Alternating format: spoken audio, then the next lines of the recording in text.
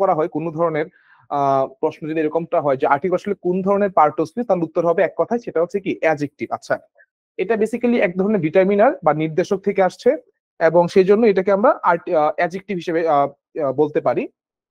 তাছাড়াও আমরা এখানে যে লেখাটা আছে সেই লেখাটা মূলত আর্টিকেলের সংজ্ঞা বলা হয়েছে। বেসিক্যালি যদি আমরা এই জিনিসটা মনে রাখতে পারি যে একটা আর্টিকেলের গুরুত্ব আসলে কতটুকু, সেটা হচ্ছে যখন আপনি একটি নাউনকে সেন্টেন্সে ব্যবহার করেন তখন তার কিছু রিকোয়ারমেন্ট থাকে। রিকোয়ারমেন্টের মধ্যে একটা রিকোয়ারমেন্ট হচ্ছে আর্টিকেল থাকা, বা অন্যভাবে বলা যায় যে একটা আর্টিকেলকে আমরা সেন্টেন্সে যখন ব্যবহার করব তখন তার আসলে রিকোয়ারমেন্ট কি থাকে। সেম ব্যাপারটা, যে একটা আর্টিকেল যখন আমরা সেন্টেন্সে ব্যবহার করি তখন তার জন্য কি একটা নাউন দরকার হয়। তাহলে কি বোঝা যাচ্ছে, যখনই আর্টিকেল ব্যবহার করতে হবে তখনই ঠিক একটা নাউন ব্যবহার করতে হবে। এই ব্যাপারটা কি বুঝতে পেরেছেন কিনা? আমি বলছিলাম যে যখন কোনো সেন্টেন্সে আমরা আর্টিকেল ব্যবহার করব তখন আমরা যেন অবশ্যই তার জন্য একটা নাউন ব্যবহার করি। যেমন এই কথাটা, এই উদাহরণটা দিয়ে আমি একটু বুঝাচ্ছি। যেমন আপনি বলতেই পারেন, যেমন এখানে লেখা আছে যে হি ইজ, এই একটা আর্টিকেল ইউজ করে, সেটা হচ্ছে কি অ্যান আর্টিকেল ইউজ করেছে। এখন আমার প্রশ্ন হচ্ছে যে এখানে কি আর্টিকেলটি সঠিকভাবে ব্যবহার করা হয়েছে কিনা। কিন্তু কথাটা হচ্ছে আসলে নট। কেন নট? নটটা হচ্ছে এই কারণে, কারণ হচ্ছে যে আমরা বেসিক্যালি এখানে যে আর্টিকেলটা ইউজ করলাম সেই আর্টিকেলটার একটা রিকোয়ারমেন্ট ছিল, সেটা হচ্ছে কি নাউন থাকা। But there is no noun after the word. এই জিনিসটাই কিন্তু আমি বলতেছিলাম যে আপনি যে সেন্টেন্সে আর্টিকেল বসিয়ে দেন হুটহাট করে, সেটা কিন্তু কখনোই করা যাবে না। কেননা আর্টিকেল তখনই বসবে যখন তার জন্য আমরা একটা নাউন ব্যবহার করব।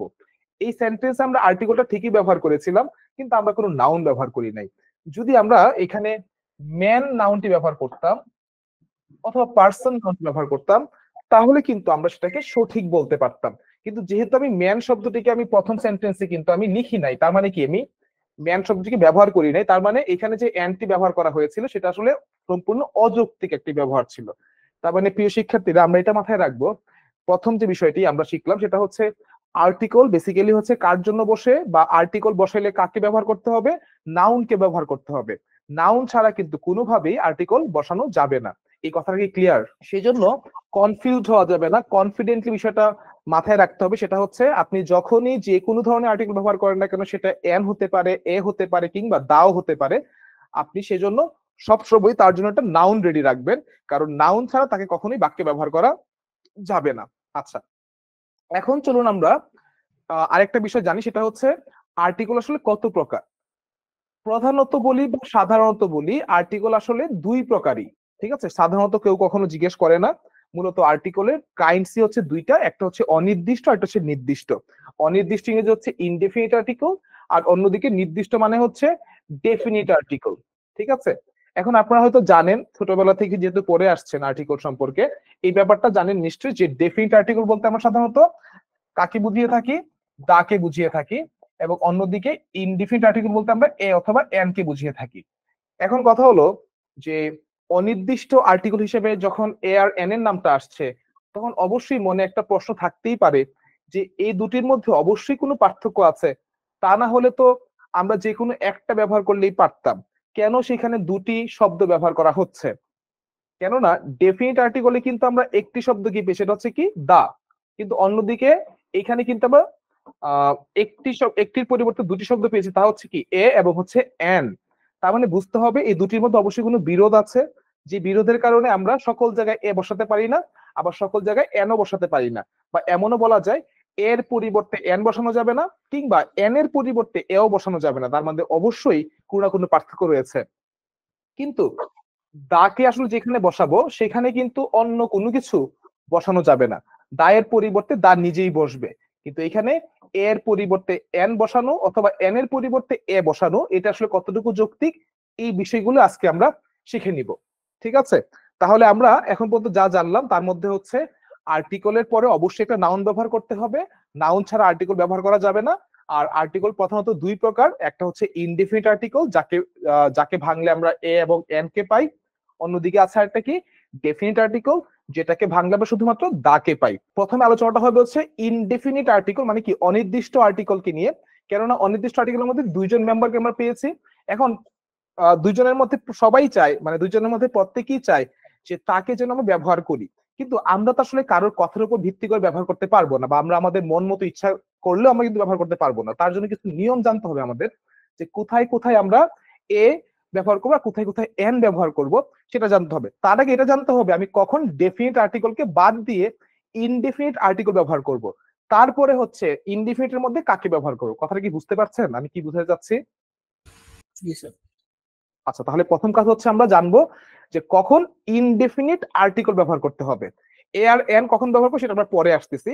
এখন জানবো হচ্ছে কোথায় কোথায় ইনডেফিনিট আর্টিকেল ব্যবহার করব।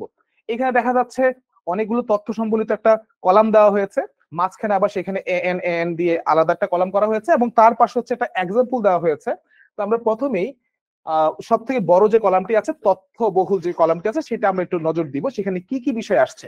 আচ্ছা, ফার্স্ট অফ অল এখানে যে নিয়মগুলোর কথা বলছিলাম, আমি প্রথমে আপনাদের সাথে সেই নিয়মগুলোকে পরিচয় করিয়ে দিচ্ছি। আপনারা খুব মনোযোগের সাথে আমার কথাগুলো শুনুন এবং স্ক্রিনের দিকে খেয়াল রাখুন কি কি বিষয় এখানে লেখা হয়েছে। কনসোনেন্ট সাউন্ড দিয়ে হওয়া ওয়ার্ডস এর ক্ষেত্রে তাদের আগে অনির্দিষ্টতা জ্ঞাপন। আচ্ছা, বিষয়গুলো আসলে আমি শুধু পড়ে যাচ্ছি এখন, তারপর আমি আমার মতো করে বুঝিয়ে দিচ্ছি, ঠিক আছে? ধৈর্য ধরেন।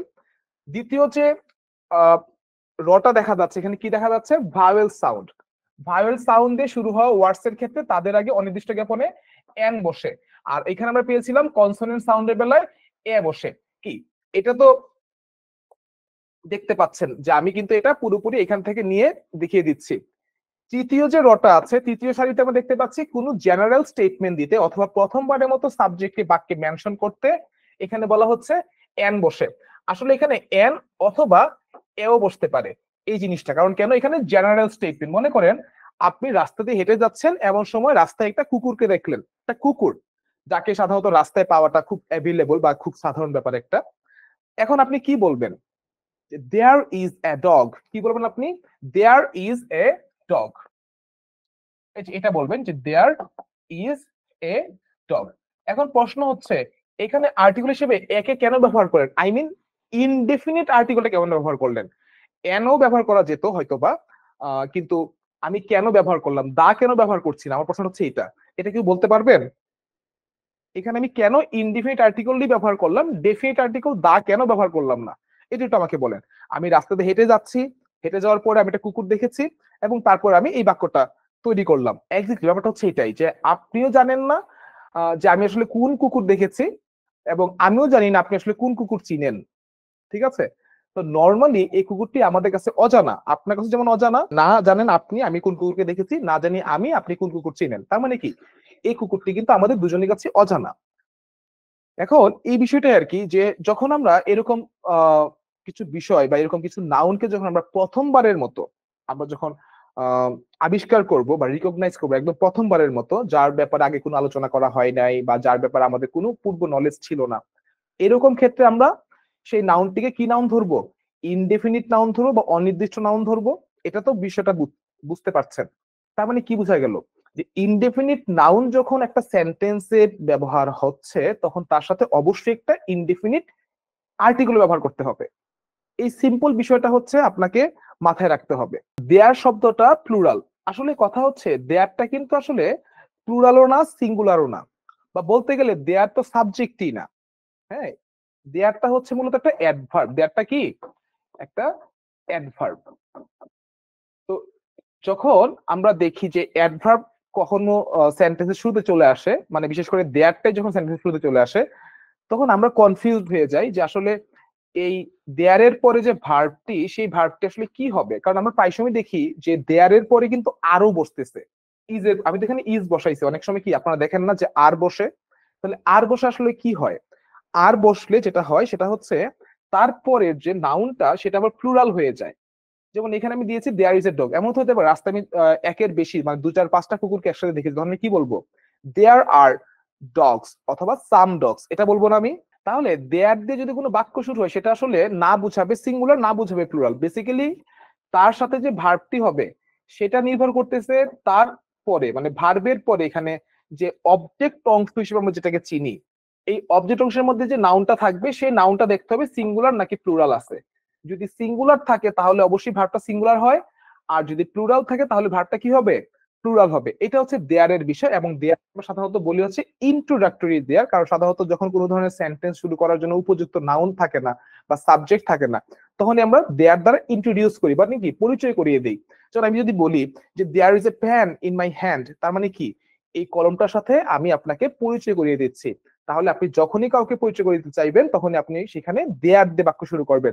আপনি বলতে পারেন there is a board, smart board, there is a remote control, এরকম ব্যাপারটা আর কি আপনাকে মাথায় রাখতে হবে যে আপনি যে কোনো কিছুকে যখন আপনি প্রথমবারের মতো পরিচয় করে দিতে চাচ্ছেন তখন আপনাকে দেয়ারের সাহায্য নিতে হবে। কি কথাটা কি বুঝতে পারছি?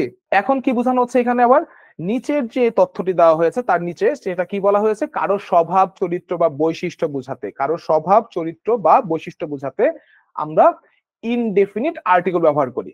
মানে বিষয়টা হচ্ছে এরকম দাঁড়াচ্ছে, এখানে যদিও আসলে এন এ, আসলে এখানে আমরা সবাই মনে মনে এখানে দুইটাই ধরে নিব, কেননা এই পুরো জিনিসটা হচ্ছে ইনডেফিনিট আর্টিকেলটা আসলে আমরা কিভাবে ব্যবহার করব, কখন আমরা ডেফিনিট আর্টিকেল ব্যবহার করব সেটা আমরা একটু পরে জানবো, কিন্তু আগে জেনে নিব ইনডেফিনিট আর্টিকেলটা আমরা কখন ব্যবহার করব। হ্যাঁ, সেটার জন্য আমরা প্রথমে বলেছি যে প্রথমে সাউন্ডের ব্যাপারটা নিয়ে এখানে আলোচনা হয়েছে, এটাকে আমরা পরে বুঝিয়ে দিব, আমি আমার মতো করে বুঝিয়ে দিব, আরো শর্টকাটে বুঝিয়ে দিব। আর এইখানে যে জিনিসগুলো আসছে যে 3 নম্বরে যে দেখলাম আমরা যে জেনারেল স্টেটমেন্ট দিতে অথবা প্রথমবারের মতো সাবজেক্টকে বাক্যে পরিচয় করে দেওয়ার জন্য হচ্ছে সাধারণত আমরা ইনডিফিনিট আর্টিকেল ব্যবহার করে থাকি। এবং তারপরে বলা হয়েছে কারো নেচার বা কারো ক্যারেক্টারিস্টিক বা কারো ফিচার, এগুলো যখন বুঝাইতে চাই তখন আমরা সেক্ষেত্রেও কি ব্যবহার করি, ইনডিফিনিট আর্টিকেল ব্যবহার করি। তাছাড়া কারো কাজ বা পেশা বোঝাতে, কারো কাজ বা পেশা বোঝাতে হচ্ছে কি সেই পেশার বা কাজের নামের পূর্বে ইনডেফিনিট আর্টিকেল ব্যবহার করতে হবে। যেমন এখানে খেয়াল করে দেখুন, এখানে লেখা আছে Neha is a dentist. Neha is a dentist, এখানে পেশার নাম হচ্ছে ডেন্টিস্ট বা কাজের নাম হচ্ছে ডেন্টিস্ট। এখন এই ডেন্টিস্টের আগে আপনি কোনোভাবেই দা বসাতে পারবেন না, কেননা এটা একটা কিসের নাম, পেশার নাম বা কাজের নাম। তার মানে মনে রাখতে হবে আমাদের যে যে কোনো ধরনের পেশা বা কাজের নামের পূর্বে সাধারণত কি বসবে, এ বা এন, মানে হচ্ছে কি ইনডেফিনিট আর্টিকেল বলবে, সেটা সেখানে কোনোভাবে ডেফিনিট আর্টিকেল ব্যবহার করা যাবে না।